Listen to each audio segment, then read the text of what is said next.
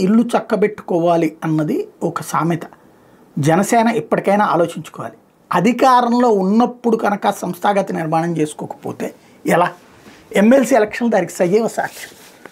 Telugu Desam party సంస్థాగత నిర్మాణమే. YSR Congress party అధికారంలో ఉన్న రోజును కూడా 2 ఎమ్మెల్సీ స్థానాలు గెలుచుకోవడానికి కారణమైంది. సంస్థాగత నిర్మాణం యొక్క ప్రత్యేకత అది.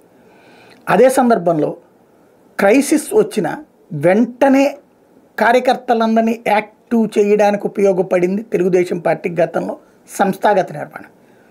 ఇవాళ సంస్థాగత నిర్మాణం బూత్ స్థాయి దగ్గర నుంచి పై స్థాయి దాకా పర్ఫెక్ట్గా ఉంది.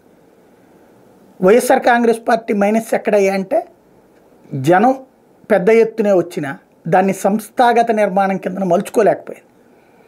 ప్రతిపక్షంలో ఉన్నప్పుడు ఆ రోజున చేయలేకపోయింది, అధికారంలో ఉన్నప్పుడు చేయలేకపోయింది. ఇవాళ రోజున చేద్దామన్నా భయం పడేటటువంటి పరిస్థితి.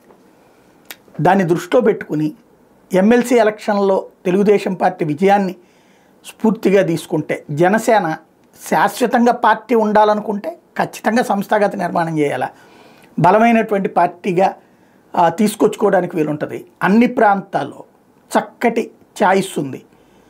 ఒక ప్రత్యామ్నాయ రాజకీయ శక్తిగా వచ్చి ప్రస్తుతానికైతే అధికార పక్షంలో కలిసి ఉన్నది కాబట్టి ఈ టైంని సద్వినియోగం చేసుకోవాల్సి ఉంది.